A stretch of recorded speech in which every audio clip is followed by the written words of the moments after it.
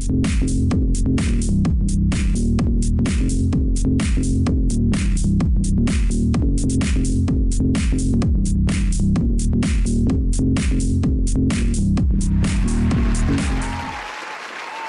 happy Sunday. Welcome to the Jaden Show. I put a spell on you, and now you're mine. I know you're going to enjoy this week's show because I am already enjoying this week's show. I'm going back to the United Kingdom to meet pagan chaplain, to meet influencer, to meet authoress, to meet star of DVDs and informational videos with regards to Wicca, witchcraft and the magical path. Jacqui Winn, you're going to meet her in a minute, but I think we should go and quickly see some of that lady in magical action.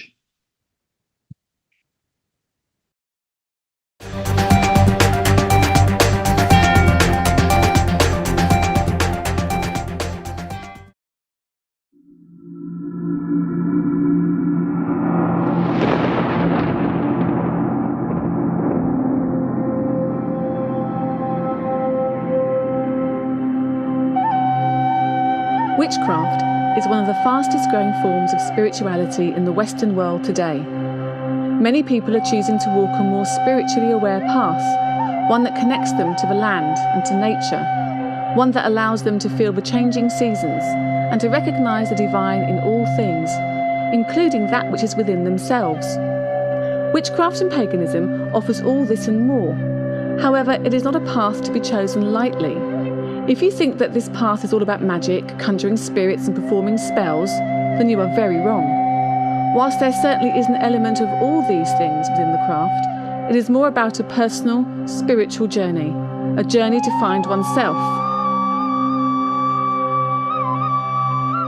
Witchcraft is also about learning all you can about the nature of the world and how to connect with it, and finding your place within it. It's about learning about you. Know thyself are the words above the temple door, and there was never a harder task. To know who you are is a truly difficult thing, and sometimes it can be a scary revelation. But this is at the heart of witchcraft. For if you don't explore who you are, good and bad, dark and light, how can you progress on your chosen path and help to light the way for others? I know you're going to be excited to meet her, but first, let's go for a quick commercial break.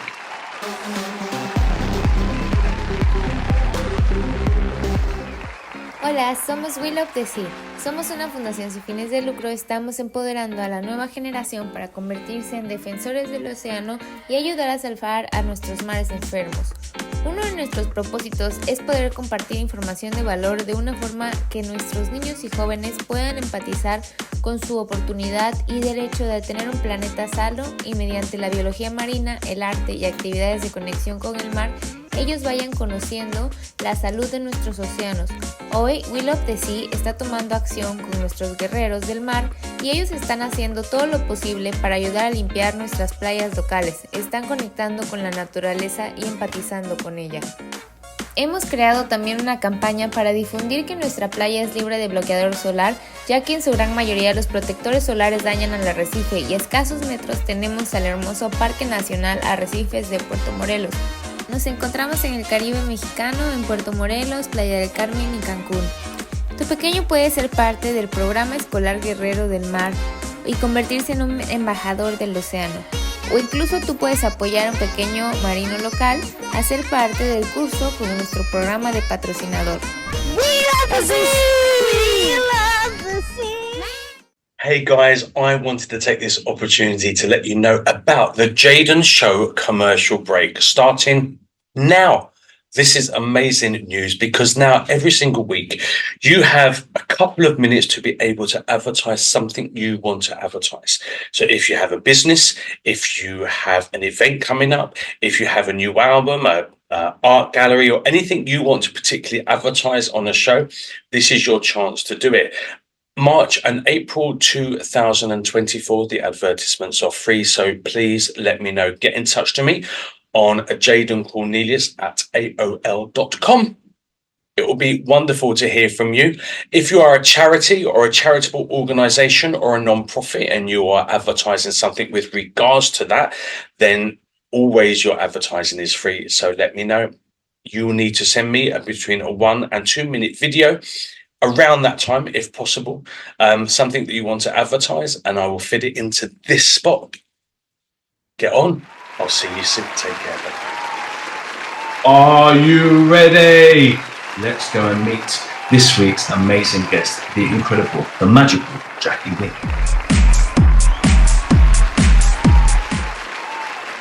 Jacqui Winn, welcome to the Jaden Show. How are you, darling girl? I'm really good. All the better for seeing you, Jaden, of course. I was about to say the same. Now, we've known each other for about 20 years now. In fact, I remember when I was 8 and you were 10, Jack.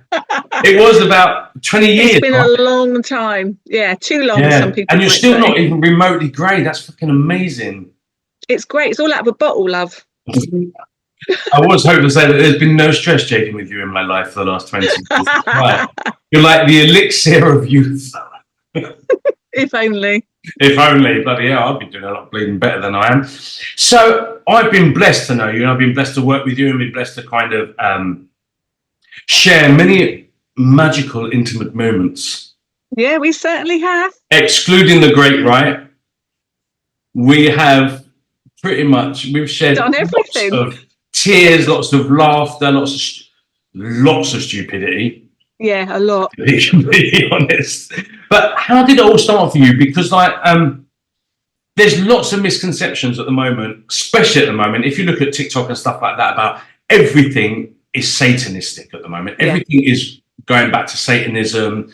You know, I saw this really amazing chat with this woman who says you can actually be witch and be Christian, because I still have a lot of respect for Christ and for the workings of Christ and that energy, but I'm actually a witch. Now, I know you, and I forgot to kind of say, so you have been an influencer, a spokesperson for the magical path for centuries. How did it all start for you?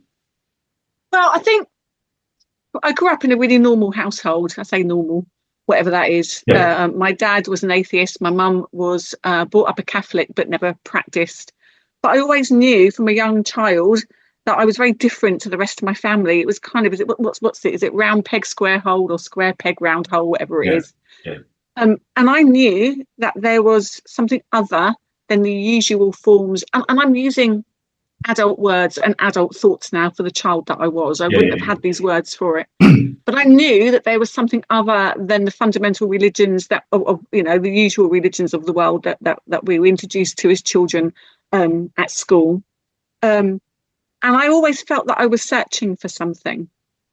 And it started from a really young age. I would intuitively make spells or potions. And there would be kids' games to you know, my mum and dad was always playing children's games. But to me, there was a real energy and a power in that.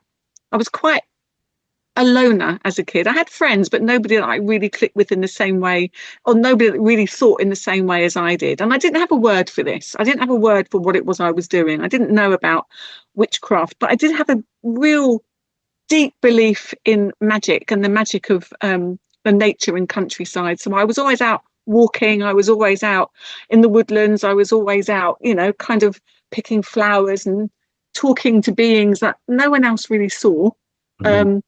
Thinking that was normal. My dad, who was a headmaster and very sciencey, very mathematical, would always say, "Oh, I've got my head. You know, you've got your head in the clouds, Jacqui. That's not true. You know, you need to put your feet on the ground." Yeah. So I learned to kind of hide an awful lot from my parents and suppress an awful lot. And then, as a teenager, I began to have a real interest in history and mythology. And just off my own back, I started studying ancient Celtic mythology from Ireland and Wales. And I read books like the Mabinogion, which is the Welsh old myths and legends about the old gods, and the various kind of Irish legends. I'm going to try and pronounce it. I'm probably going to pronounce it completely wrong, but the Tarnbo Cooley, which is all the old Irish myths and legends. And something within me started to really resonate with the stories and the idea of the gods and the goddesses. And then I came across these things called sabbats when I was starting to read as a later teenager about paganism and witchcraft. Now, that was back in the 80s. There was no internet. There were a few books around, and I managed to get my hands on a couple of books, but there weren't that many of them. And also, you kind of didn't want to be out there with it because none of your friends were into that kind of stuff either. So for a long time, I was really self-taught, and I tried to piece together some form of pagan practice from, I guess, from about 15, 16 years onwards. And then there was in the UK a really I think it was in America as well, a really influential TV program called Robin of Sherwood. Oh yeah. And yeah, back in about 1984, I think it was. And there's a figure in Robin of Sherwood of one of the Saxon gods called Herne the Hunter. And that was it for me. Something within those images, something within that TV program. And I think a lot of pagans my age will all talk about Robin of Sherwood in a similar way, really resonated. And I wanted to find out all I could about this figure of the horned god and what that might mean to me. So I began to study the gods and goddesses of this country, not just Wales and Ireland, but of England as well. And began to piece together some form of working within what I would have called back then simple paganism. Didn't know what I was doing, didn't have a clue. And then fast forward several years after kind of living a life and then some, I got a calling, and I say a calling, to come to where I live now, which is Glastonbury in the UK, the ancient Isle of Avalon, which is, I think, probably one of the world's most pagan towns, and where paganism is celebrated and accepted. And from there, I met like-minded people. I began to study deeper. I began to learn more. And then I met the most amazing man, Victor Corvo Penfold, who we both had the privilege of studying under for a number of years until he died. And he brought me up in Wicca with a heavy dose of high ceremonial magic and Egyptian magic, all rolled into one. And long story short, he took me through the Wiccan tradition. And Wicca is a very modern form of witchcraft. Started, I really think, in the 1940s and 50s, it became more popular. And he took me up through the degrees, first, second and third degree, until I became his working high priestess. Victor died in 2003, and this is a really potted history. And I hived off and formed my own coven and began to work in my own way, which is very eclectic way, actually, kind of heavily Wiccan based for a long time, with some high ceremonial occult stuff thrown in. But now I'm approaching 60. My practice is far more what I would call traditional witchcraft. And that kind of takes me back to what you were talking about, kind of satanic devil worship and all the rest of it, and how can you have Christian witches.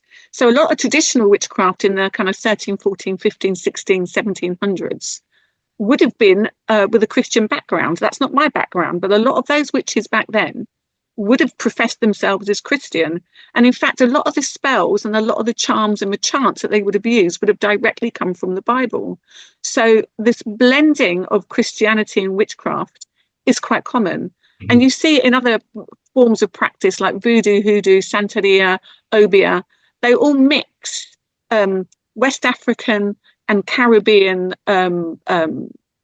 magics with Christianity. I guess even in the way of spirituality, like spiritualist churches, yeah, you pray to God, but then you're talking to your grandmother or your neighbour who died 20 years ago. I mean, for me, as I've got older and have worked in the places that I've worked, particularly, as you know, I was a pagan prison chaplain here in the UK for 12 years, working with other faiths on quite a intimate level. For me, I think all gods are one God, and you can also be a witch and a pagan and not believe in a god. Right. This is the beauty. This is the beauty of this path. You make it yours. There are many ways to walk this path. There are many signposts, whether it's Wiccan, whether it's shamanism, whether it's druidry, whether it's traditional witchcraft, whether it's healers, any of those. But it's all paganism. It's all outside of the Church of England. It's all outside of the conformity of state religions. Yeah. So you can take that and make it yours, and that's the beauty of it. There's no, you must do this, you can't do that. You're left to fathom out for yourself what your rules are, if you like. You work within your own set of ideals. So, and that then gives us quite a hefty, what's the word I'm looking for? It gives, we have to understand ourselves. Know thyself is at the root of all of this. So we have to understand who we are and learn about ourselves as intimately as we can, because what is right for us might not be right for somebody else. And it's probably not going to be right for somebody else. Yeah, absolutely. Yeah. But within that is a freedom to explore how and what you will. Yeah. However, you know, as with everything, there are always consequences. So we try not to do bad.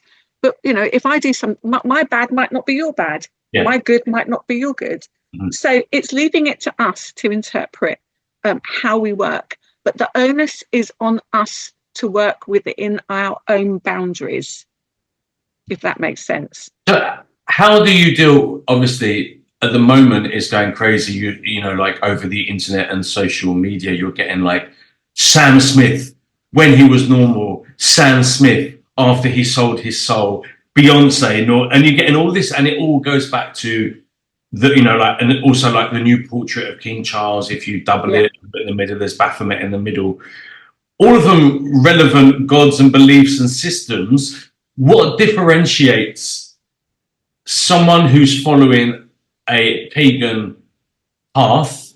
Yeah. And I mean, it could be the same as, you know, a priest sexually abusing children and a priest who goes and works in a children's hospital. I mean, I know it's like that, but for people that, you know, humans have always not been very good at sorting out the intricacies of everything and tarring everything with the same brush. So how would you explain that, you know, because obviously Herne the Hunter, Canunus, all the horn gods to the regular Christian would be Satan, an icon of Satan. So there's an old saying. There's an old saying that that the gods of the old religions become the devils of the new. So if you look at the history of, particularly when Rome came over to Britain, they were pagan themselves, and for a long time the Romans succeeded because they would allow all the local tribes people, no matter where they were, Europe and everywhere else, to worship their gods as long as they paid their dues to Rome.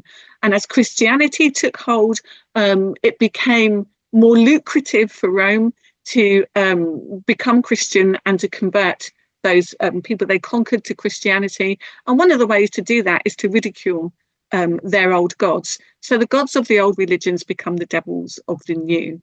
So people would and have said in the past, to me personally, you worship Satan because your god has horns, antlers, and the feet of a deer, so cloven feet. If you're in Greece, it's Pan with the cloven feet of a goat and the horns of a goat. But we see this all the time because it's ignorance. They don't understand what it is we worship. And at the end of the day, I cannot worship Satan because I'm not a Christian, and Satan is part of the Christian belief system. Yeah. So for me, worshipping Satan is not possible. I simply can't, because I don't believe in that concept. Yeah. And it's just so much easier for people to point a finger at people that don't think or worship or believe or have a spirituality that other people might feel comfortable with. It's easier for them to point the finger and say, you worship the devil, because it comes from ignorance. And when you get social media picking on people like you said, Sam Smith, Beyonce, King Charles's portrait, this is literally, in inverted commas, a witch hunt.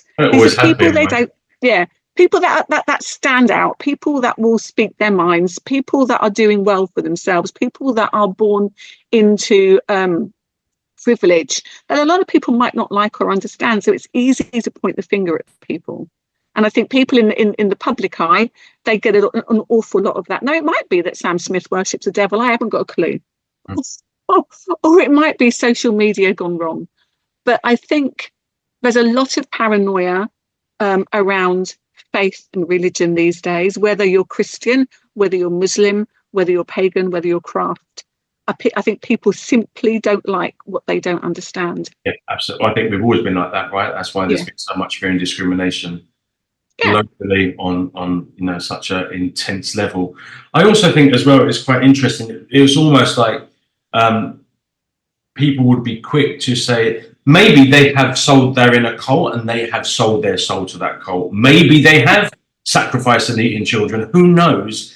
But that would be like comparing you and me being witch to, but no one would say, well, actually, the KKK is a Christian organization. Absolutely. So no one would kind of say, well, it wouldn't be that they would. There are good and bad in every people. There are good and bad in every religion. And I've met fundamentalist witches, Wiccans in particular, who will condemn all Christians. And that's not my path either. Having worked in the prison service for 12 years in a really privileged position as pagan chaplain, teaching paganism, witchcraft, druidry, shamanism and the rest to incarcerated men and women was a real privilege. But one of the most amazing things for me in that career was that I worked in a multi-faith chaplaincy department where I was working alongside Hindus, Sikhs, Jews, Catholics, Christians, Muslims. And in the 12 years, I think maybe once I had a finger pointed at me by a fundamentalist Christian saying that I would burn in hell.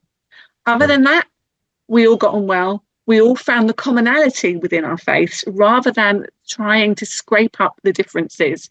And if we try hard enough to scrape up the differences, we are all going to fall out.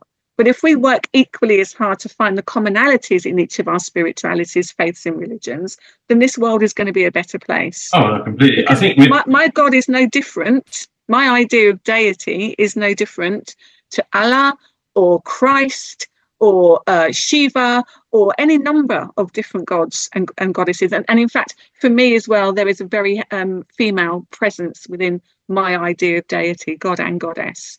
So for me, you can't have life without one without the other. That balance, yeah. So that balance. I created Jadenism, and I'm the only follower and the only member.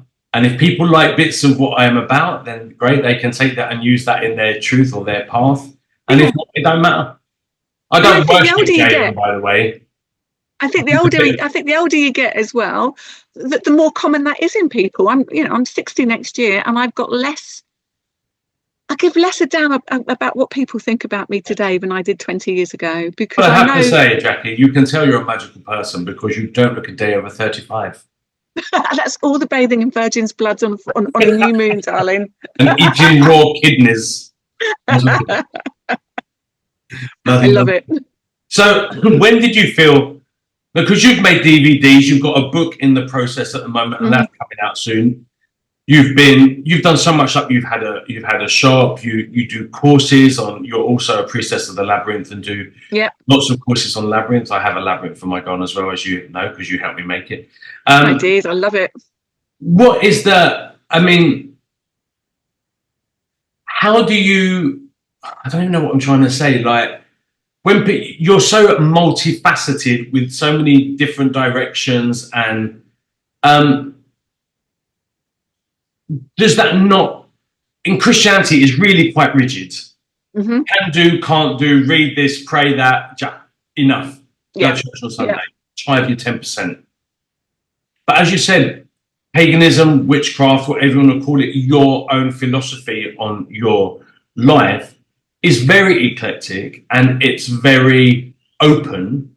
Do people not find that confusing? What about the people that say, well, you're just taking what you want? No, because within any pagan path, what should happen, and it doesn't always, what should happen is that you are encouraged to explore. And we are given this most amazing planet upon which we live, and we are given opportunities. And for me, I don't really believe in the concept of sin. There's wrongdoing, but I don't believe in the concept of sin. But I think it's wrong not to explore lots of different paths. You're not just one Jaden, you're many faceted, and you also have many different talents. So we don't just look at you as one kind of flat picture. We look at each other as many faceted areas of our personality. So I think paganism encourages you to explore that in all its glory, in whatever way you want to. So if I'm interested in Wicca, which I was for a long time, and then I've grown out of that, but from Wicca has grown my interest in traditional witchcraft. They're all related, they're all linked. And from that has grown from other aspects of my paganism and teaching in Spain, for instance, where I was doing a lot of teaching up until just before the pandemic. I discovered the labyrinth. And then, I was pulled to study what that meant for me. All of these things are linked. Not one of them stands alone or separate, because they're all facets of me. So another witch might be interested in herb lore, which is really common. They might be interested in hands-on healing. Many different facets for each witch. And when I teach witchcraft, I try to pull those facets out of each student, as opposed to superimposing what I'm doing onto them. Right. I will share my knowledge, and if the labyrinth interests them, they might go down that little rabbit hole. And for instance, if I'm talking to another witch who is heavily into herb lore, I might get pulled down that little rabbit hole for a while, because it's all knowledge. And knowledge is power. And I don't mean power over, but it's powerful for me, myself, because it helps me grow. It helps me learn. It helps me expand my awareness. And it helps me to understand people that I might come into contact with. And that to me is a beautiful thing. I'm not boxed in. I'm not caged into thinking one way and one way only. And what that's done for me is allow my life to be really expansive and colourful and accepting of others. And that's crucial. Absolutely, absolutely. When did you must have got a lot of stick when you decided to teach witchcraft, because obviously that's not, I think as well, like back in the 80s, 90s, everything like Buffy was coming on and Bewitched. We've always had kind of the witchcraft floating around our system in some way, shape or form. Yeah. When you decided to teach, what made you decide to share your version, your experience of that path? I think several things, really. When we look back into the 50s, 60s, 70s and 80s, it was very much a hidden cult. And I don't mean cult as in sell your soul to the devil, pay, a kidney, or I don't mean in that kind of cult, but it was very much hidden. Underground. Yeah. It's very much underground. And I think to come across covens and magical working groups and teachers was really difficult. You really had to search for it. Nowadays, it's at the fingertips. It's everywhere. There is so much information and so much misinformation online. Now we've got this, these lovely computers that allow us to chat and have this conversation thousands of miles apart. So now it's much easier, but there's an awful lot of misinformation. And what I wanted to do, and that's everything. I was getting asked a lot, well, so what do you do? What is a witch? So by the time I've explained myself, 120 times, I might as well start writing this down and teaching. So I'm very fortunate to live in Glastonbury, which I said is very pagan friendly. So I've never had any real problems setting myself up as a teacher, although there is also the usual jealousies. If someone's doing well, other witches don't like it. We're just, it's just like everybody else. Yeah, it's human. It's human. But I've been really lucky in that I was invited to Spain to teach in the early days of me coming out and wanting to teach, and that went down really well. From there, the courses I've written, I've then taught online across the world. I've had students in America, I've had students in Australia, I've had students in France, in Germany, in the Canary Islands. And it's about dispelling the myths. It's about taking the lid off the cauldron, if you like, and saying, this is what we do and this is what we don't do. Yeah. It's about normalizing something and making it a part of every day, because it's a part of my everyday existence. I practice witchcraft from the minute I get up in the morning. I make my offerings at my altar, and I share with my ancestors and with my spirit allies. And it's always in the back of my mind in everything I do and say. And I think to normalize it is really important. And the only way you're going to do that is by putting your neck out there and trying to teach. because the amount of misinformation out there is something that witches of my generation are still fighting against. So it's, you know, we've got young uns out there who are on TikTok and Instagram. They might be 20 years old and they're calling themselves experts in witchcraft. I find that difficult because at 20 years old, even though I've been studying since I was 15, I don't even feel that I'm an expert in witchcraft today, let alone when I was 20, 25 years old. So it's about dispelling the myths. And even people who have come on my courses who have said, you know, I'm coming on because I want to learn. It's not really my path, but I'm interested in learning.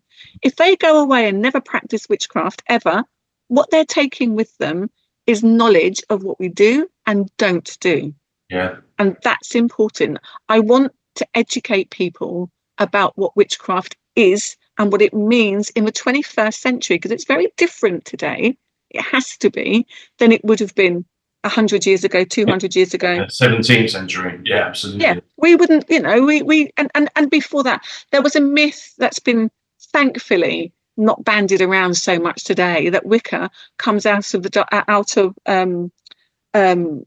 kind of, you know, ancient man. Well, it didn't. Wicca was invented by Gerald Gardner and Aleister Crowley in about the 1940s. So this whole myth of going right the way back to prehistoric man, there was magical practice, probably a shamanic kind of practice, but not Wicca. Yeah. So these are some of the myths that need to be broken in order that we become recognised. And we're already recognised in the UK as pagans in the broad sense, because I wouldn't have been able to teach paganism in prison if it wasn't a legally recognised spirituality. So it's a double-edged sword, really. I spend my life kind of dispelling the myths and arguing, you know, for the correct side of it, and trying to teach people what we do and don't do. And that's it in a nutshell, really. It's important to do It's very difficult, you know, obviously being a gay man when homosexuality was such an abhorrent state back in the, you know, the 70s, 80s and stuff like that. Now it's super trendy, super sexual, super, you know, everyone's sleeping with everybody, and in witchcraft as well. Yeah. Again, really frowned upon. And now all of a sudden you look at, you know, like the new Sabrina and stuff like that, super sexual, gorgeous men, gorgeous women. There used to be, I think, within Wicca, 50s, 60s and 70s, a heteronormative dynamic. So I've worked with you in circle, gay man. I worked with other gay men in circle. And for a little while, I got a bit of flack. How comes as a priestess, you're working with gay priests when you can't perform the Great Rite? Now, the Great Rite, for those people who are watching, is a sexual union between man and woman. Rarely is it physical in witchcraft. Rarely. It can be physical between a couple who are together, husband and wife, or boyfriend and girlfriend, or whatever, or between consenting adults, usually in the privacy of their own home. It is most often a symbolic enacting. And I would say to people, I don't care what the sexuality of the person in front of me is when I'm doing the symbolic Great Rite, because within me, as a woman, I have male hormones. So I can access the God within me. And within a man, no matter his sexuality, there are female hormones within him. So he can access within himself the female deity as well, the female divine as well. So it doesn't matter whether I'm going to have sex with the man in front of me as part of the Great Rite or not, because that doesn't come into it. What it is the coming together of man and woman creatively to create power out of love. And that love can come from friendship. It can come from two women, two men, a gay man and a gay woman. It can come from a trans person. It doesn't matter to me. And I think that's great, because nowadays, as you've said, it's much more acceptable in Wicca and witchcraft than it ever was before. It was frowned upon because they said you could never have the Great Rite enacted. But most of us, it's symbolic. We don't need to have sex to perform the Great Rite. How do you, I mean, so it's not all about orgies with six-packed hunks and bikini-clad women then? Unfortunately, no. Well, quite frankly, I'm handing my resignation. I'm going to Christianity. It's about honouring the person you're working with, honouring mankind, regardless of gender, age, colour, faith. It's about honouring each and every person. That doesn't mean to say you've got to be best friends with everybody. That doesn't mean to say that we're perfect and we never fall out with people. Of course we do. We're normal. But we still honour the person in front of us, whether we've fallen out with them, whether we like them or love them, it doesn't matter. It's about honouring humanity and all that person in front of you represents, whether you like them or not. It's a rare, precious gift, the life that we have been given. And I remember having a conversation with the most amazing Bon Buddhist monk from Tibet. And I was having a bit of a crisis of faith and various things going on in my life. And I was talking to him a lot and practicing Bon Buddhism, which is a very shamanic form of Buddhism, very different to the normal strands of Buddhism. And he said to me, it's a rare, precious gift, human life, he said. And I went, well, there's millions of us, Rinpoche. There's millions of us, billions. We're killing this planet. And he said, there's only one you. In all the time before, and in all the time to come, there has never been, nor will there ever be, another you. This gift that you have been given is rarer than the most precious jewel. Don't squander it. And that was a massive lesson. And I've carried that into my craft. I've carried that into the person I hope that I'm growing into as an older woman now, today. And that's a really beautiful lesson to understand, that we shouldn't squander what we've been given. So for me to go and talk to other people about what I believe and to listen to what they believe as well, it's got to be a two-way thing. I'm not going to sit there and preach. In fact, I learn so much from my students. Every time I teach, I learn something new about myself. I learn something new about my craft. I learn something new about my belief in deity or about magic. I learn something new every time. And that teaches me that the gift that I've been given, simple life, is rare indeed. And I'm going to work hard not to squander that gift. Amazing. Well, I guess I can't remember the name of the writer. I don't think it's Paulo Coelho, and I don't think it's, I can't think of his name now, but I've read it and it's going to really bug me now, but it's called The Greatest Salesman in the World. Very Christian-based, actually, very Christian-based, but then basically and the thing that stood out for me, and that's why back in the day I started that I'm Nature's Greatest Miracle campaign, was because it taught the same that there will never be another person with your genetic makeup, with your smile, with Absolutely your not. With your laugh, with your thumbprint. That you are nature's greatest miracle. From that egg and that sperm, everything that you are has been created in all its energies, in all its vibrations, in everything, and it will never ever be duplicated. And yet so many of us dumb it down by constantly scrolling or constantly bitching online or looking, comparing ourselves unfavorably. I'm too old, I'm too fat, I'm too thin, I'm too grey. We all do it. No, absolutely. I hold my hand up to that. But I'm really trying, as I get older, to let a lot of that go. And I have my issues, we all do, but I'm trying really hard to let a lot of that go and go, do you know what? I am enough, actually. And I live my life in a way that works for me. And I hope that the people that I meet that have influenced me greatly, I hope that I'm able to have similar influences on other people. Yeah. And I've been so lucky to meet the people that I've met who have taught me and nurtured me and inspired me, that if I sat back and did nothing, then I'm squandering the gifts that they've given me. Absolutely. So if I can go out into the world and just touch, one person's life, as I said when I was working in prison, in 12 years, if I have changed just one person's life, then that 12 years was worth it. And that's the way I look at it. I was talking to these girls here that are doing their charity, and I just said, to change one person's life is sacred.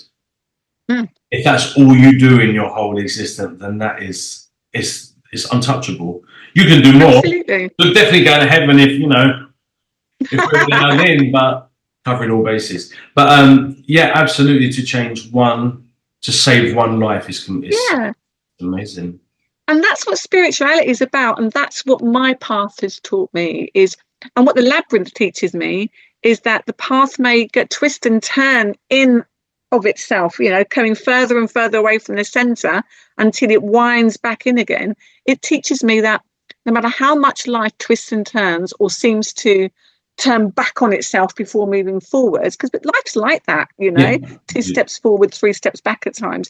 It teaches me that no matter how much we feel we're going backwards, we're not. You can never go back. We are always putting one foot in front of the other. And working with labyrinths is, again, another journey to you. It's a journey to your self-discovery, your self-worth, and your spirituality. At the center of the labyrinth is where you can commune with God, if that's who you want to commune with, or with your higher self. And the one lesson of the labyrinth is you're never walking back. You are always going forwards, even when it feels like you're taking steps back. You're not. It's impossible. What's been is been. What another Buddhist thing? Tomorrow is gone. Yesterday is gone. Tomorrow never happens. All you have is now. So to be mindful and in the moment is one of the lessons of the labyrinth. Yeah. And I guess everything that we see on all forms of social media now are the opposite of that. Kind of making us want to be different, making us want to compare, making us want to go back, to when we had 6-packs or we were. It's all designed to not. I think social media, like everything else, is a double-edged sword. I love it because I keep in touch with people like yourself that live thousands of miles away that I adore and miss. I hate it because it influences so many people on the negative. But we have a choice with social media, like magic. We have a choice with it, whether we're going to suck up the negative or whether we're going to just, kind of be there with the positive, because it has a lot of positive sides as well. No, absolutely. I use it a lot to promote myself. Well, I say use it a lot. I'm actually awful at using social media. It's very hit and miss. But I think it really has its strengths and its weaknesses, particularly when it comes to promoting things like witchcraft. There are some awesome people out there doing some amazing work. Some of the people that I love at the moment is a guy called Jaden in America. His books, fabulous. His podcast, fabulous.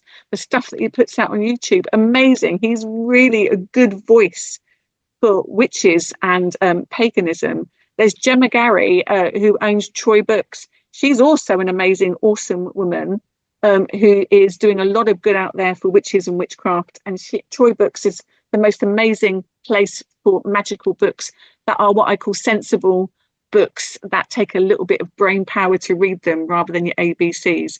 Right. There's some really awesome people out there that are using social media to promote witchcraft, Wiccans, paganism, druidry, and all of the other kind of titles within paganism. But you really have to know what you're doing when you're picking through them all. No, of course. Because there's also a lot of idiots out there. Yeah. Absolutely. So you released a couple of DVDs a good while back. I seem to remember you starring in at least one of them. I was in the second one, yes, Full Moon Magic, actually. Yeah. That was bloody good fun. And it was good fun. More hilarious than serious, if I remember. Yeah, too much laughter. It was brilliant. Especially when my cloak became a drag artist dress, darling. It was wonderful. It was fabulous. You're in the process at the moment of writing a book. Can you tell us a little bit about that, its name, and when is it coming out? Yeah, so I've been writing it for a couple of years. It's on labyrinths, but it's the magical use of labyrinths. I'm about 3/4 of the way through the first draft, so it's going to be a little while yet. I work full time. I'm committed up to here with various different projects, so the book kind of gets slotted in as and when it can. I wanted to get it finished, the first draft, by August, but it's not going to happen. But it will be translated into Spanish as well. Okay. So that would be really cool. The DVDs we made, 15 years ago, are very Wiccan, and I no longer work like that. I look at those DVDs and I'm very proud of them, and I stand by them, and I think they're great for beginners. Yeah. And you can find those on YouTube if you look for Full Moon Magic, Jacqui Winn. Magic of Herbs, Jacqui Winn, and Witchcraft: A Beginner's Guide, Jacqui Winn. You'll find them all in snippets on there. I am very proud of those. However, I don't work that way anymore. But that just then illustrates the evolution of my personal path. And I think I remember saying to you when you were first, because you were one of my first students, if not the first student. And between me and Vic, we kind of took you under our cloaks, if you like, and nurtured you a little bit. But I think I had a conversation with you once that said, if I meet you in 10 years' time and you're still working the way that we've shown you, then we failed. Right, yeah. You need to be forever moving forward and evolving. Yeah, you have to, otherwise you're gonna stagnate. So those videos I love, look them up. I do love them, but yeah, they're not the way I work anymore, but they're a bloody good start in Wicca. So if people are confused, because like I said, at the moment there's lots of press about everything is either Christian or Satan. It seems at the moment it's getting a little bit like old times again. If people want to contact you to get your concept, your experience, your wisdom, your centuries of knowledge about stepping out into a pagan path, how can they get in touch with you? I have a badly run Facebook page called Magical Path. I think there's a couple, but you'll recognise it because I think there's a picture of me on a labyrinth, turf labyrinth, so you'll be able to find it. And I'm on Instagram as magical_path. Okay. And I'm learning at the moment. I'm a student at the moment of solution-focused hypnotherapy. Halfway through my my course at the moment. I'll be qualified in December, and we're combining a therapy work that my friend Darren and I are developing called Labnosis, and it's a joining. It's going to be trademarked. It's going to be brilliant. We're joining labyrinth practice and hypnosis together in a therapy. And that website will be up and running in the next few weeks, and that is innerpathwellbeing.co.uk. So look out for that, but it's not live at the minute. But that's an exciting project because everything I'm learning about hypnotherapy and what happens in the brain and the neuroscience of it is exactly what happens in the brain when you walk a labyrinth, trace one with your finger or draw it.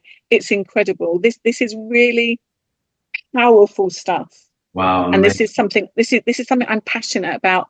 We're running courses, workshops. I'll be doing some Zoom workshops and stuff as well, and talks on it. So for me, this is something that's really exciting. You need a guinea pig, sister. You know where it is. Absolutely. Just saying. Jacqui Winn, thank you so much for being part of my show. I love you. Always a pleasure, never a chore. It is, never, unless I'm hanging out your washing. And then it's yeah, don't ever hang up my washing again. I would love to, though. Surely, just to know that I can hang out your washing means you're here in Mexico. I know, and I can't wait to come back. So every time you see that little peg mark and that stretch at the bottom, you think, they were happy days in the Caribbean. Well, now that I found out through my DNA that I am 1.2% Mayan. Yeah, that's how mad. From? I don't know, but yeah. So I mean, I'm sure you've had a lot of nations in you at some point. Now that a witch never tells her secrets. My darling, I love you infinitely. I thank you so much for being part of my show. People at home, very go welcome. And check the Jackster out. If you are a little bit bored of conventional religions and you're kind of not really feeling that you belong to anything, maybe you just belong to you and your path and the gods and all that is within you and without you. So go and speak to Jacqui and find out how you can get started on your pathway of being you and your connection to all that is. I would say I'm bad witch, eclectic pagan, started with Wicca. Now I follow Jadenism, which is everything that kind of just feels intuitively right for me. And I've got Jacqui and Victor to thank for that path. So if you have any queries, you just want to find out a little bit more, if you're having feelings about things that you don't know because you feel they're not coming from you, Jacqui is also the perfect person to go to. So I urge you, get started in times where there is so much war, destruction, hatred, bigotry, discrimination. Now is the time really for you to find that sense of peace and just to get working on your path. Stop trying to be like everyone else and just be the you that you are designed to be, the perfect you, the only you. Jacqui, I thank you. I love you, and I'll catch up with you soon. Perfect. Thank you so much. Love you too, darling. Take care, gorgeous girl. Bye-bye. Hasta luego, chica. She is so amazing, and that's why I've known her for so bloody long. So if you are kind of feeling a little bit let down by conventional religions, but you know there's a connection to energy, you know there's a connection to earth, and you're a little bit confused about how to take that discovery a little bit further, then get in touch with Jacqui. You've seen along the interview where you can find her on her social media. So please get in touch with her. Leave comments under here as well and let us know what you think. Jacqui, thank you so much for being on our show. You crazy kids at home, thank you so much for being part of another wonderful Jaden show. I'm already excited to be seeing you next week with another wonderful guest. Please go and subscribe to this channel. Please go and tell all your friends, share, comment, like, retweet, whatever you need to do. I thank you so much. Have a wonderful new week. I'm going to leave you with a little bit of music. I'm going to leave it as a bit of a surprise. Yes. You take good care of yourselves, and I will see you next Sunday on the Jaden Show. Stay beautiful. Bye-bye.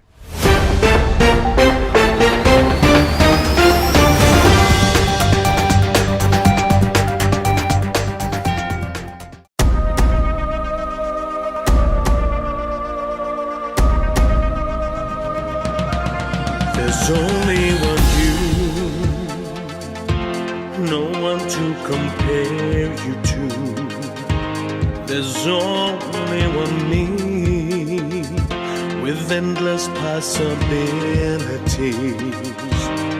I was not put here on the earth to shrink into the sand. A mountain I'll become, the tallest I will stand. I am nature's miracle, the greatest one I know. There is no one with this destiny. There's no one on this road. I'll be a winner. I'll live the dream intended for me. I can achieve this. Now I begin my legacy. I am nature's miracle. I'm not here by chance. Tell me why shook the miracle that produced my birth. And all those years ago, I am a rare and precious jewel. There is value in rarity. Grateful that I'm not the only one who believes in me. I am nature's miracle, the greatest one I know. There is no one with this destiny. There's no one on this road. I'll be a winner. I'll live the dream intended for me. I can achieve this. Now I begin my legacy. I am nature's miracle. I was not put here on the earth to shrink into the sand. A mountain I'll become, the tallest I will stand.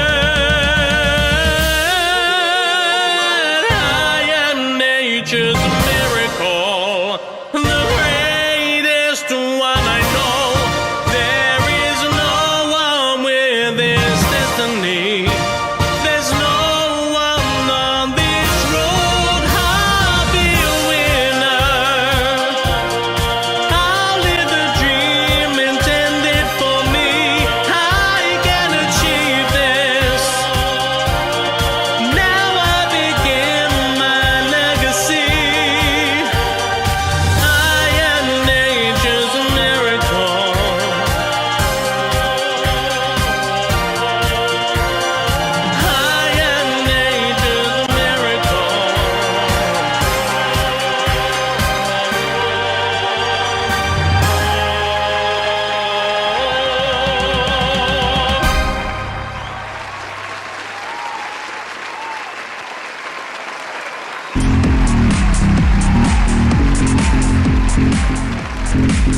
you.